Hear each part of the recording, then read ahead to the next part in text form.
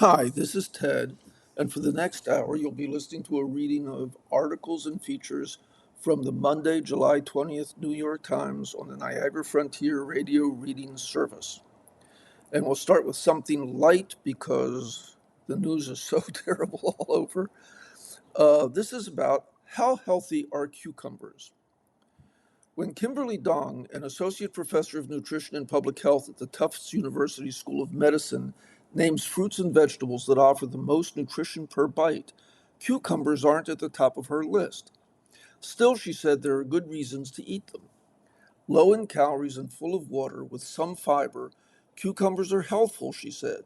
And because they're crunchy with a mild, refreshing flavor, they pair well with many foods.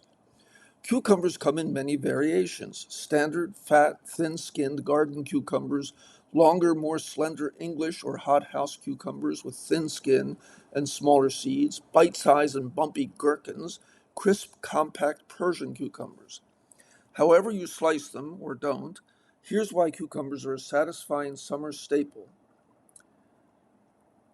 They're hydrating. As temperatures rise, cucumbers, which are about 96% water, are an excellent low-calorie source of hydration. A 10.5-ounce unpeeled garden cucumber, for instance, contains just over a cup of water and 45 calories. Gina Jarman Hill, a professor of nutritional sciences at Texas Christian University, said there is a common misconception that cucumbers are a negative calorie food, meaning they contain fewer calories than it takes to burn digesting them. There's no such thing as negative calorie food, she said. But because the number of calories in cucumbers is so low, they're about as close as you will get to one. As long as you're mindful of what you pair them with, there's no reason to curb your cucumber consumption. Because a cucumber has so few carbohydrates, 11 grams, and a little bit of fiber, 1.5 grams, it has a minimal effect on blood sugar and is considered safe for people with diabetes, Dr. Hill said. Fiber helps to slow digestion, which keeps blood sugar levels in check, she said. There's also some limited research in animals and humans showing that eating cucumbers or their extracts may benefit insulin, cholesterol, triglyceride, and blood pressure levels. In a clinical trial published in 2016, for instance, researchers split 47 patients with slightly elevated cholesterol and triglyceride levels into two groups: one that took a daily capsule containing cucumber seed extract and another that took a placebo. After 6 weeks, the cucumber group had improved blood cholesterol readings compared with those in the placebo group. These studies are promising, Dr. Dong said, but still preliminary. With subtle flavors and a satisfying crunch, cucumbers can be an excellent complement to or replacement for many foods. Slices or spears can be healthier substitutes for processed snacks like chips and crackers, and can act as vehicles for fiber-rich bean dip and hummus, Dr. Dong said. Cucumbers can also make meals feel lighter and fresher by adding volume with minimal calories. Fermented pickles made from cucumbers that have been soaked in a salty brine that encourages beneficial bacteria to grow may offer some extra health benefits, said Hewan Gray, an associate professor of nutrition and dietetics at the University of South Florida. Fermented foods have been linked to reduced inflammation and better gut health. Regular pickles can also be a healthy snack, but they're pasteurized or made with vinegar to inhibit the growth of bacteria. You can find fermented pickles in the refrigerated sections of grocery stores. They often have fermented, probiotic, or containing live culture labels and don't include vinegar among their ingredients. Keep in mind that pickles, fermented or not, are salty. One dill pickle spear has 326 milligrams, or 14% of the daily recommended limit. Anyhow, I really like pickles, and so I thought I would share that with you. And here's an essay called America Has 8 Political Tribes. Which one do you belong to? This is by Kristen Soltis Anderson. It might seem like ancient history, but Chris Rock was onto something when he riffed about Iraq War era politics in his 2004 stand-up special, Never Scared. He noted that, like most people, I got some stuff I'm conservative about, I got some stuff I'm liberal about. I swapped out a couple of four-letter words there, but you get it. Voters are rarely in complete alignment with one political party or the other. They might lean to the left on guns and abortion, but turn out to be law and order hawks on border security and policing. Some purists might see this as ideological incoherence. As a pollster, I call it completely normal. In fact, it is that rigid alignment within the parties in Congress which has increased over the years that is abnormal. We have a two-party system, but the American electorate is much more complex than the partisan binary would have you believe. Based on new research by my polling firm, I believe America is better described as having 8 political tribes, groups organized not just around demographics, party affiliation, or even issue positions, but also around their postures toward institutions and societal norms. Close to 40% of Americans fall into one of two groups that look like our traditional right wing and left wing. We describe them as the loyal left and the loyal right. But most voters fall into one of the 6 other tribes that take some of their views from the right and some from the left. While some of these groups may look the same on the surface, breaking for Democrats or Republicans in similar numbers, deeper down they diverge on some of our nation's most pressing questions. The divisions among these groups are both roiling today's Democratic Party and exposing potential fault lines in what is very likely to be a competitive GOP presidential primary battle ahead of 2028. Let's start with the political left, since that's where the action seems to be in this year's primaries. We find that 21% of voters, including 42% of self-identified Democrats, fall into the loyal left, a group that's progressive on most issues and especially outraged by what its members see as widespread political corruption. They're also most likely to say they're extremely motivated to vote in the midterms, and over half say that their politics are very important to their personal identity. A good avatar for this group might be Representative Alexandria Ocasio-Cortez. Their closest cousins are what we call electability Democrats, making up 10% of voters overall and about 19% of the Democratic Party. These voters are also fired up to vote in the midterms and progressive on economic matters. However, this group is slightly more ethnically diverse than the loyal left, which is overwhelmingly white, and also diverges sharply on several key cultural questions.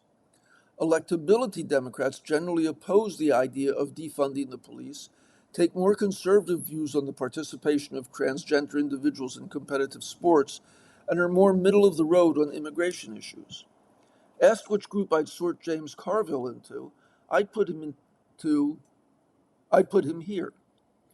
There are 2 other groups that lean to the left of center on many issues, but are somewhat less committed to the Democratic electoral cause. Though they are similar in their partisan sympathies, they're demographically distinct. The American institutionalists, who represent 11% of all voters, are the most likely to have a high income or a graduate degree. They are whiter and older. More than half were born before 1965. They tend to get their news from broadcast TV rather than social media. While they are frustrated with their political moment and 77% feel unfavorably toward Trump, they maintain an abiding faith in America and its institutions and in our ability to change, even reverse course when Trump leaves office. In my imagination, they've all got a favorite biography written by Ron Chernow. The young and disillusioned are pretty much the opposite. They are 9% of the electorate, but an even smaller share of the Democrats' most reliable voters because they are, as the name says, young and disillusioned. Social media is their top source of news, and politics is not a major part of their identity. They're lower down on the income scale and occasionally have libertarian leanings on guns, foreign policy, and regulation. They're worried about the cost of living and distrustful of the media and politicians alike. For Democrats to succeed in this year's midterms, they'll need to figure out how to hold all 4 of these groups together. They might want to pick off some voters from the Republican coalition, too. On the right, first look to a tribe we call Middle American optimists, making up 11% of voters this year. They've little love for Democrats, and 2/3 voted for Trump in 2024. So far, they think he's doing an okay job as president, but they're less than thrilled about the state of the economy. They're younger and less church-going, and unsurprisingly much less conservative on both cultural and economic issues than the rest of their brethren on the political right. Only 37% of middle American optimists say they're definitely voting for a Republican candidate this fall. Critical to Trump's reinvention of the GOP has been our next group, the New Republican Populists, who are about 6% of the 2026 electorate. They are quite religious, live in more rural areas, and oppose abortion, while rejecting much of the traditional conservative economic orthodoxy. They're unlikely to say that you can just pull yourself up by your bootstraps. They're okay with a bigger government, depending on what services it provides. They are, if you will, Medicare for all, abortion for none voters. That brings us to the moderate right, who are 13% of voters and a group whose members are fairly pro-establishment, in contrast with their more anti-establishment right-of-center peers. They still subscribe to a more traditional conservative view on economics and are fairly socially conservative, but perhaps by virtue of being a more female-heavy tribe, they're also moderate on the issue of abortion and more open to the view that sexism remains a problem in society. Make no mistake, most are still favorably disposed toward Trump, half report being Fox News viewers, and three-quarters choose the Republican candidate in a generic matchup. But these days, they're just not as excited about it. The loyal right remains enthusiastic about Trump and ready to turn out for Republicans in this year's midterms, but its size, 18% of the electorate, makes it insufficient on its own for retaining a Republican majority. In lower turnout elections like the ones this year and the partisan primaries we will have in 2028, the loyal left and the loyal right will be at their most powerful. Those voters show up when the others stay home. If you're wondering why parties nominate candidates who are out on the extremes, it's often because of the voters who reliably participate in the process. Folks who are closer to the center will keep feeling let down or left out if they don't throw their weight around, turning out in primaries as often as their more ideologically predictable peers. There's nothing wrong, of course, with being a party loyalist, but it's worth reminding ourselves that most of us don't line up neatly with the platform of either of America's two major parties. It's also worth keeping in mind that there's a reason Democrats range from the aforementioned Democratic Socialist Representative Ocasio-Cortez to the centrist Senator Alyssa Slotkin, and why Republicans range from the moderate Senator Lisa Murkowski to the populist Representative Anna Paulina Luna. It may be more useful to think of our two parties as two coalitions. For now, at least, both have to accept some level of ideological incoherence in order to cobble together a majority. And in light of more vegetable news, here's an article called "This is Why Our Fresh Produce Keeps Making Us Sick." There's a gruesome foodborne illness going around this summer that can last for weeks and cause severe cramps, nausea, and diarrhea. Public health officials have reported more than 8,000 cases of the parasitic infection known as cyclosporiasis, and initially concluded that iceberg lettuce from Taylor Farms was the source of many of them. On Sunday, the Food and Drug Administration said that lettuce from Taylor Farms had produced a false positive test for cyclospora. The agency's investigation and the recall of Taylor Farms iceberg lettuce from central Mexico are ongoing. Although cases of cyclosporiasis have reached a new high this year, the parasitic infection has spread in recent summers too, abetted by warmer weather and higher consumption of fruits and vegetables. The cyclospora parasite reproduces in the human gut, and infected people shed the parasite in their feces. The parasite then ends up in produce, typically through contaminated irrigation water. Cyclosporiasis is just a small part of a much larger food safety crisis linked to fresh produce. To break the cycle of infection, the fresh produce industry has to step up its efforts to prevent contamination on farms and better sanitize food during processing. In addition, the government needs to identify outbreaks more quickly so that contaminated food can be removed from store shelves before it reaches consumers. Tainted fruits and vegetables sicken more Americans than any other foods. and many of the pathogens these foods can carry, including E. coli, Salmonella, Listeria, Campylobacter, and others, have been far more dangerous than Cyclospora, causing roughly a quarter of the estimated 1,300 deaths each year from foodborne illness attributable to the most commonly known pathogens. Contaminated salad greens alone are responsible for an estimated 2.3 million cases of illness and $5.2 billion dollars in healthcare costs a year. Fresh produce is typically grown outdoors where it can be exposed to contaminated irrigation water, farm equipment, animals, insects, and pollution. And because produce is often eaten raw, microbial pathogens on the food that would otherwise be eliminated in a cooking process often remain. Bagged leafy greens can make outbreaks bigger because food processors pull crops from an array of farms. That means leaves from a single contaminated spinach plant or head of lettuce may end up in many different bags. Quick pause, you're listening to a reading of articles and features from the New York Times on the Niagara Frontier Radio Reading Service. There are no quick or easy solutions to this problem, but the most obvious place to start is on farms by cleaning up irrigation water. Even though fresh produce emerged as a significant cause of foodborne illness in the U.S. in the late 1990s, it remains difficult for farmers and even scientists to figure out how clean this water is or how clean it needs to be. The next place to look for solutions is in processing. Because the widely used process of washing with chlorinated water is inadequate, scientists are experimenting with radiation, ozone gas, ultraviolet light, and cold plasma to neutralize pathogens. These newer technologies are promising, yet many face challenges from cost to effectiveness that hinder their broad adoption in industry. An additional complicating factor in all of this is their inability to determine whether efforts to clean up agricultural water or sanitize produce actually reduce the number of people getting sick. That requires a reliable tally of foodborne illnesses each year associated with particular foods. To know whether switching from canal to well water for irrigation or gassing lettuce with ozone is making a difference, we need to know how many people are getting sick each year from contaminated lettuce. But we don't. That's because state and federal government surveillance systems capture only a small fraction of foodborne illnesses and rarely tie them to particular foods. Most people who get food poisoning manage it at home and never consult a doctor.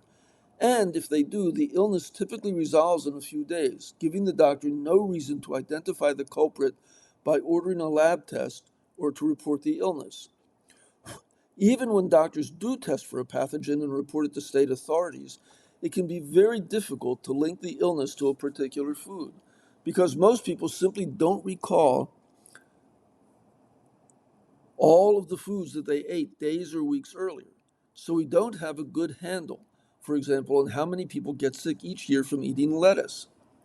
Consequently, of the 48 million episodes of foodborne illness each year in the United States, public health officials link only a tiny fraction of those to a single category of food, and they trace an even smaller fraction to a specific product. Given all of these obstacles, what are we left with? As a practical matter, we whoops. As a practical matter, we must continue to search for ways to test irrigation water reliably and affordably. The same is true with new sanitation technologies. Even if we can't definitively prove that they reduce illness, if we can show that they kill pathogens and that they pose no risk to consumers, it seems sensible to continue to develop them. Finally, even if we can't obtain a complete picture of how many people get sick each year, improvements in the government's foodborne illness reporting and investigation system would allow public health officials to spot outbreaks more quickly, link them to particular foods more frequently, and remove contaminated foods from store shelves. Unfortunately, just when the food industry, academia, and public health agencies need to up their game, they are under extraordinary pressure. The Trump administration has disrupted Department of Agriculture funding for food safety research and cut staffing in a key division at the Centers for Disease Control and Prevention responsible for studying parasitic disease, including cyclosporiasis. Moreover, the administration's tariff policies and the war with Iran have increased fertilizer and fuel costs for farmers, and this may reduce their industry's capacity to fund essential research. Perhaps the worst blow to food safety science was the administration's elimination of the National Advisory Committee on Microbiological Criteria for Foods, a group of experts whose recommendations have informed many food safety programs. According to the Western Growers Association, a leading fresh produce industry group, that committee was a vital source of objective and credible scientific recommendations for regulators and the food industry that ultimately impact consumer health. In abolishing the committee, Agriculture Secretary Brooke Rollins claimed that the panel was no longer necessary. Neither the uptick in cyclosporiasis nor the larger food safety crisis linked to fresh produce originated in the Trump administration, but in its ruthless quest to reduce the size of the federal government, the administration has undercut the funding and expertise necessary to address these problems. Protecting American consumers from dangerous pathogens lurking in their salads and fruit bowls requires a commitment to advancing science and tracking foodborne illness. Improvements will be slow in coming, but we cannot achieve them if we do not continue to try. Here's an essay by E.J. Dionne, a very fine writer who I guess must be in partial retirement because I haven't heard from him lately. It's called "Don't Let This Useless Debate Distract You, Democrats." Do Democrats want to win this year's midterm elections, or would they prefer to indulge in self-involved arguments over the relative merits of capitalism and socialism that are irrelevant to the choices they'll face if they win power? It's hardly surprising that Republicans, including Trump, have seized upon the victory of Democratic socialists in a few high-profile primaries to cast their partisan adversaries as a bunch of reds. But Democrats have no business allowing themselves to be baited into a debate that is both useless and misleading. It's not easy being a big tent party that must unite the center and the left if it's to create a durable majority. Democrats will make their task far harder if they pretend that the choice between them is captured by two abstract words. Coalition building is hard. Cold War style, the Reds are coming politics won't do it. Neither will leftier than thou entreaties. Their problem is aggravated because Republicans took down their own once reasonably roomy tent. The GOP used to include a significant contingent of moderates and even a hearty band of liberals. Now the party is best characterized by Ronald Reagan's 1981 quip that in his administration the right hand doesn't know what the far right hand is doing. That wisecrack has become even more apt as the party of Lincoln has shed all its progressives and most of its middle-of-the-roaders. As a result, what had once been moderate Republican bastions, particularly in the suburbs, are now typically represented by Democrats, many of whom tilt toward the center. Figures such as Representatives Jim Himes in Fairfield County, Connecticut, Tom Suozzi from Long Island, and Mary Gay Scanlon in southeastern Pennsylvania. The party can't win a congressional majority without prevailing in such places and with such candidates. At the same time, the party overall has drifted leftward in reaction to the discrediting of unbridled capitalism by the financial crash of 2008 and the steady rise in inequality since 1980. The high cost of living in big cities and precarious employment prospects have pushed many younger voters in a progressive direction. Bernie Sanders' 2016 presidential campaign captured this mood and sent a wave of young energy into the Democratic Socialists of America.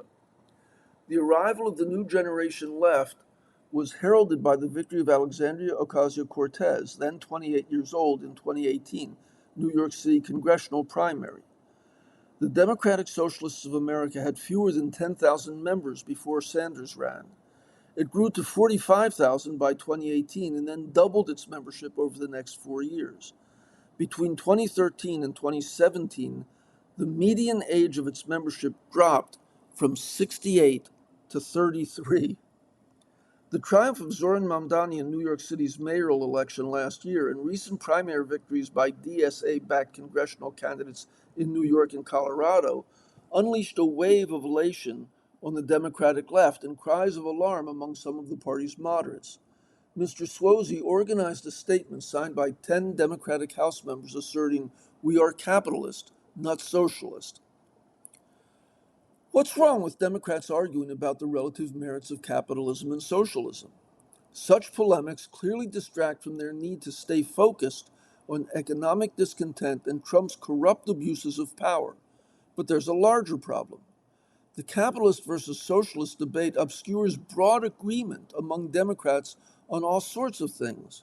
Swazi Democrats and Ocasio-Cortez Democrats alike want more progressive taxation, universal access to affordable health insurance, childcare and housing, enhanced worker rights, climate action, and civil rights and voting rights. The two sides still have a lot to argue about over the forms these initiatives should take.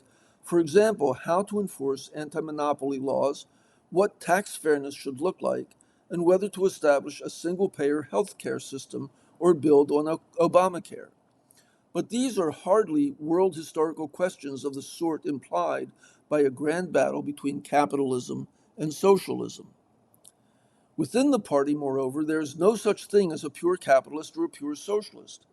Each camp uses the qualifier democratic to describe its respective brand, pointing to a shared acceptance of limits on both state power and the power exercised by wealthy corporate interests. None of this should mean dismissing the left insurgency, which reflects frustrations that span the party's philosophical barricades. Virtually all Democrats this year are running as populist critics of a system in which the share of the gross domestic product going to wages has declined from 64% in 2001 to 53.8% in 2025. We shouldn't be shocked that more attention is being paid to struggles between labor and capital. There's a particular challenge with the word socialism, because most contemporary politicians who use it here and abroad are advocating greater social justice, not the wholesale dismantling of market capitalism. You don't have to believe me on this. Sanders declared in 2015, "The next time you hear me attacked as a socialist, remember this. I don't believe government should own the means of production, but I do believe that the middle class and the working families who produce the wealth of America deserve a fair deal." At the time, I could not resist observing, "Honestly, Bernie, you're really a social democrat." In fact, the politician who has moved aggressively to take government ownership shares in private companies, at times it should be said with Sanders' support, is Trump. Most self-described democratic socialists are social democrats, think Norway and Denmark, who seek to balance state and market, public provision and private ownership, the creation of wealth, and its just distribution. Socialists and capitalist democracies regularly seek formulations that square these circles. One of the more creative ones was offered recently by the British Labour Party's Andy Burnham, who just became the country's prime minister. Mr. Burnham champions what he calls business-friendly socialism. An oxymoron? No, argues the British economics writer Will Hutton. Hutton wrote, "Rather than an intellectual pantomime horse, it is a concept with a long pedigree trying to capture the necessary complementarity of the private and public sectors." In any event, it's absurd to claim that socialists are about to take over the Democratic Party. Despite the Democratic Socialists of America's victories, a careful study by the Cook Political Report's Aaron Covey found that in 22 primaries in the Republican-held House seats Democrats hoped to flip, 14 were won by centrist or center-left candidates, while the other 8 nominees are largely seen as viable by party leaders. Ms. Covey noted that establishment picks are likely to prevail in the vast majority of the remaining 15 target seat primaries. When November's choices are set, the overwhelming majority of Democratic candidates will not call themselves socialists. The debate that will matter to voters won't be over idealized economic systems, but about which party is more likely to deliver relief and opportunity to those who feel left out. Shame on Democrats if they lose this argument because they allow feuds over abstractions to substitute for the shared work that social and economic reconstruction will require. And you're listening to a reading of articles and features from the New York Times on the Niagara Frontier Radio Reading Service. And here are some letters to the editor. This first one is from Norwalk, Connecticut. In response to an article called Iran Strike Kills 2 U.S. Troops and American Dies as Iran Drone is Neutralized. A wider war in the Middle East risks turning a trickle of American fatalities into a torrent. No one wants that, even Iran war hawks who considered the conflict necessary. The time for Trump to seek a pragmatic diplomatic solution to his disagreements with the Iranian government is now. Mr. Trump insists that Iran cannot be allowed to make further progress toward acquiring nuclear weapons, but the United States and its allies may have to learn to live with that possibility. One alternative is a nuclear-free Middle East, and the likelihood of that is remote. The war against Iran was ill-advised from the beginning and has been mismanaged. Further missteps now could result in a deadly, expensive quagmire that will put Americans and their interests around the world in harm's way. Having authority to exercise the Commander-in-Chief's powers afforded by Article 2 of the Constitution does not guarantee wisdom or genuine leadership. Trump provides neither. And here's a letter from Queens. Trying to control a war once it has started is like trying to control a forest fire. The reported attacks by American forces on Iranian infrastructure indicate that this war is getting further out of control. Attacking water infrastructure looks like the first step to catastrophe for the region and perhaps the world. Destroying water supplies can lead only to huge numbers of refugees fleeing for their lives, overwhelming any current arrangements for migrants in the region. Purging a major oil-producing region of so many of the people it needs for production seems foolish for a global economy rooted in petroleum. Continuing blindly down this road seems like a path to unmanageable global suffering and chaos. And from Gladstone, New Jersey. As a veteran, I found it shocking that our commander-in-chief decided to go to the World Cup final to hobnob with the guy who gave him the FIFA Peace Prize and watch a soccer match while American soldiers were dying in a war that he started. It shows what an unserious administration this is. A serious administration would have been holding up in the Situation Room, addressing strategy and next responses. Instead, the president was getting booed and handing out trophies in East Rutherford, New Jersey, while his defense secretary, Pete Hegseth, was busy pushing for testosterone screenings. What rank amateurs? And in response to an article called I Left America, My Home, Before I Was Kicked Out, a writer from Palo Alto writes, I am grateful to Ms. Rojas for telling her story. I find it so upsetting because of the harm both to Ms. Rojas and to ourselves. As our population growth continues to slow, we will regret sending away hard-working, kind, talented people who want to contribute to this country. People who are the transfusions of energy so badly needed by a country with a declining birth rate. We should be treasuring them as they deserve, helping them become citizens of the United States, which they are in their hearts, rather than let other countries have the benefit of their presence. Our national strength has been built by centuries of immigrants. Our wholesale ouster of them now is a trial for them and a tragedy for the United States.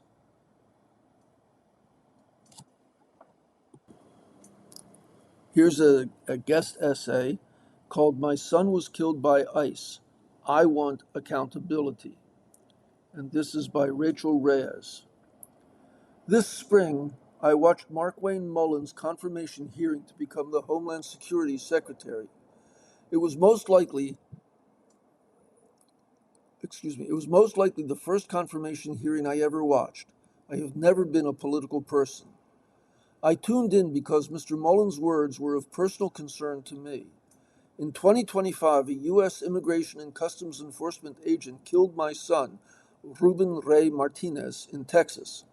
He was 23 years old, a quiet, funny, and gentle young man, and an unarmed United States citizen. He was shot nearly a year before federal agents killed two other Americans, Alex Preddy and Renee Good, in Minnesota, and obviously well before the recent shootings of Lorenzo Salgado Araujo in Houston and Johan Guerrero in Maine. Yet many fewer people know Ruben's name. The Department of Homeland Security, then Undersecretary Kristi Noem, withheld the full details of his shooting from me and from the public. It was not made public that an ICE agent was the one who shot my son until federal officials were forced to disclose that information because of an unrelated lawsuit. I wanted to see evidence at his hearing that Mr. Mullen's tenure would bring a more respectful, serious, and transparent approach to America's immigration and enforcement after the previous period so damaged public confidence in those efforts. I was let down then, and I continue to be let down. Over 3 months into Mr. Mullen's tenure, there's zero indication that Ruben's death reverberated seriously within the Department of Homeland Security, or that it would be treated as a serious test of departmental accountability. Mr. Mullen has not publicly acknowledged my son's killing, much less explained what, if anything, the department has learned from the tragedy. We should expect transparency and accountability from any administration, especially one that has claimed transparency as a governing principle. Like most other Americans, I believe immigration laws should be enforced, but we should not be asked to choose between enforcing the law and transparency when federal agents kill someone. The public deserves reliable facts. Families deserve honest answers. And the government should not have to be pressured into providing them. Here's what I know about what happened to my son. Ruben and his best friend Joshua Orta drove to South Padre Island to celebrate Ruben's birthday. It was his first trip away from San Antonio. He still lived at home while saving money from his job at an Amazon fulfillment warehouse. We were a close-knit family. That weekend, Ruben and Josh did not tell me where they were going, probably because Ruben knew South Padre's reputation as a party town and didn't want me to worry. That was consistent with who he was, considerate, conflict-averse, and reluctant to make himself the center of attention. On what became his last night, Ruben was driving his car with Josh in the passenger seat when he approached the scene of a traffic accident at a busy intersection. For reasons that remain unclear, ICE agents were present and operating alongside local officers. The video evidence, made public almost a year after Ruben's death, is consistent with what Josh told me and others. He was trying to comply with conflicting directions from law enforcement about what to do. He was driving slowly and braking repeatedly and was not a threat to the officers. His car was in park when they pulled him out. An ICE agent, Jack Stevens, shot him at point-blank range through the open driver's side window multiple times.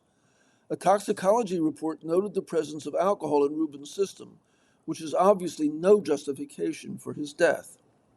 Josh said Ruben's last words were, "I'm sorry." The Texas Rangers investigated the shooting, and a grand jury declined to indict Mr. Stevens in February. We do not know what evidence the jury, which was closed to the public, did or did not see. A spokesperson from ICE told the Times that Ruben hit an agent with his car and that Mr. Stevens fired defensive shots to protect himself and his fellow agents. The spokesperson said that the shooting has been investigated from every possible angle by an independent body, and it cleared our officer. What happened to Ruben deserves a more transparent response. The Department of Homeland Security should address the video evidence that raises questions about its public account and implement safeguards to reduce the risk of another avoidable death. These are basic expectations for any agency that sends armed officers into public spaces. ICE should have stronger rules about the use of body cameras and strict boundaries for when its agents become involved in local law enforcement matters. It should more rigorously enforce its use of force standards. When a federal officer shoots and kills someone, there should be public reporting of what happened and temporary removal of field duty for the agent involved while the facts are examined. Those safeguards are not anti-law enforcement. They protect the public, responsible officers, and the credibility of the agency itself. No Americans who have experienced a tragedy like the one I have should struggle to obtain answers from their own government. The government's dismissal and lack of accountability should concern everyone, regardless of political party. Perhaps the Department of Homeland Security believes a lack of transparency is institutionally safer than candor. But secrecy does not strengthen law enforcement. Secrecy weakens it. A government agency that will not fully explain a fatal shooting should not be surprised when citizens question its judgment. Mr. Mullen may prefer to treat Rubin's death as part of the department's past, but when the government kills an unarmed citizen and then refuses to give a full public accounting, the matter is not past. It remains unresolved for my family and for any American who believes the government must be accountable when it takes a life. And another interesting essay by Jamel Bouie called Ketanji Brown Jackson Knows What 1776 Means. A couple of weeks ago, I wrote a long essay on the revolutionary meaning of the Declaration of Independence and how it was given life by the Black Americans, free and enslaved, who wielded its language of equality against bondage and racial discrimination. Unexpectedly, the piece made for good reading alongside Justice Ketanji Brown Jackson's concurrence in Trump v. Barbara, the birthright citizenship case that was decided just before the 4th of July. In Trump v. Barbara, a 6-3 majority of the court struck down Trump's 2025 executive order purporting to end birthright citizenship for certain categories of immigrants. But of that majority, only 5 justices held that the executive order was also unconstitutional rather than simply unlawful. The principal dissent was written by Clarence Thomas, who argued that the citizenship clause was a narrow remedy meant exclusively for the formerly enslaved. The 14th Amendment does not, in his view, cover undocumented immigrants or, potentially, anyone that the president deems to be unlawfully on American soil. Writing primarily in response to Thomas, Jackson challenges this interpretation of the 14th Amendment, showing readers that the authors of the Citizenship Clause were informed by decades of work performed by Black Americans. Speaking through hundreds of colored conventions, which we have discussed before, Black Americans both claimed their native-born citizenship and articulated visions of a broad, egalitarian citizenship based on birth and open to all. And here's a quotation. Delegates to the colored conventions drew upon their own experiences to successfully argue for a new constitution, one that protected fundamental human rights, including an individual's right to own his body and mind, and the right of personal security and protection against injuries to our bodies or good name. You should read Jackson's concurrence as a complement to my essay because we are each telling different parts of the same story. The struggle of Black Americans to realize their freedom and in the process forge the path to a freer, more equal United States.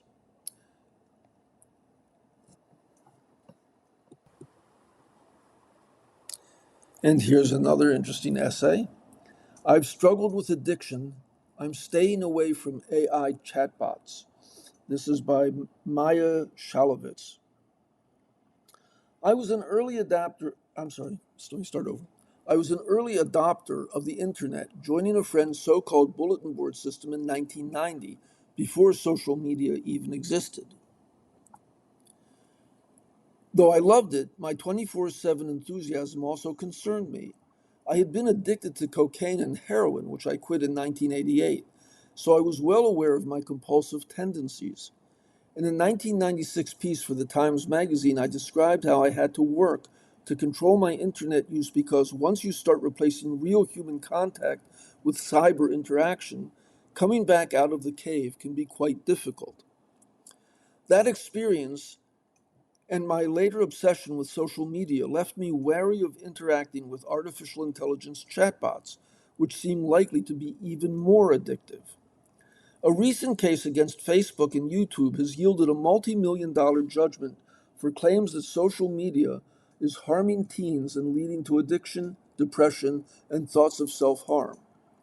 Earlier this year, Google and Character.ai agreed to settle a lawsuit with the family of a 14-year-old boy who died by suicide after communicating with a chatbot. Other cases claim that bots have driven psychosis and even mass shootings.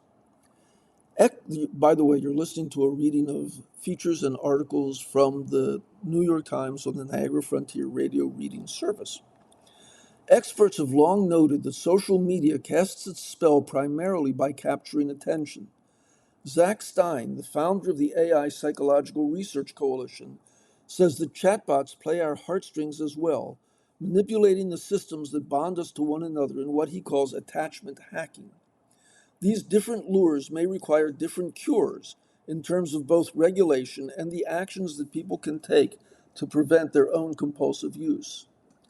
Attention hacking addicts people in part, I'm sorry, Attention hacking addicts people in part by providing varying rewards almost randomly. It's how casinos and social media keep people engaged, by manipulating consumers' experience to make elusive gains seem close. In the brain, this intermittent reinforcement causes massive spikes of dopamine, the neurotransmitter associated with desire. Research suggests that about 15% of North Americans meet criteria for social media addiction, defined essentially as compulsive use that continues despite negative consequences. I'm not aware of any brain scan studies published so far that show how attachment hacking affects the brain's reward systems.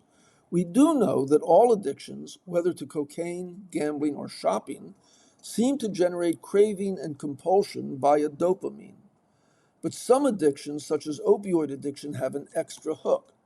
Heroin and similar drugs mimic the brain's natural opioids, which are responsible for the feelings of warmth, safety, and love that we get from our closest relationships. I fear that by creating the illusion of intimacy, AI companions might engage this more primal sense of need. The harms from these technologies may vary as a result. Attention hacking can reduce the ability to focus. Studies suggest that heavy social media use worsens symptoms of attention deficit hyperactivity disorder in children, whether they have the condition or not. Most of us can now attest to the way it drives distraction and impedes concentration. Altering our attachments, however, may be even more harmful. Humans have never previously faced a technology that can simulate empathy without limits. Unlike people, chatbots are always available and always supportive, and never get tired or impatient. This artificial ease might lead users to start replacing real social bonds with artificial ones, increasing alienation and loneliness. We are biologically dependent on close relationships and typically require human touch for stress relief starting in infancy. Anything that reduces real-world connections can increase risk for both mental and physical illnesses, from depression and addictions to heart attacks and stroke. Research also shows that chatbots are nearly 50% more likely to affirm users' perspectives than people are, even when the user professes something inaccurate or unethical. If someone is already engaging in harmful or antisocial behavior, this tendency could make that worse. What can we do? As with any other potentially dangerous consumer product, we need safety standards. To start, we need stricter rules about social media for children. Apps that use infinite scrolling, autoplay videos, in-game gambling, and other techniques that manipulate intermittent reinforcement should be prohibited for children and teens, or at the very least, those features should be disabled for them or put under parental control. Last month, Britain joined Australia in declaring a ban on a range of social media platforms for kids under 16, which is expected to take effect early next year. China has gone even further and has recently issued new rules barring service providers from offering AI virtual companions to minors. U.S. regulators need to catch up and figure out which measures will best reduce harm. They should address the growing concern that simulating human relationships without limits makes chatbots particularly addictive. Pat Pataranutaporn, an assistant professor of media arts and sciences at MIT, worries about the future of AI. Because AI can generate almost anything, media, text, video, virtual humans, different modalities, it can become the entire universe that consumes you, he said. One potential solution is to ban chatbots that cross contexts, such as therapy bot that goes beyond the bounds of a human therapist by engaging romantically with its user. A math teacher chatbot would be similarly restricted to math and could be used only during school or homework hours.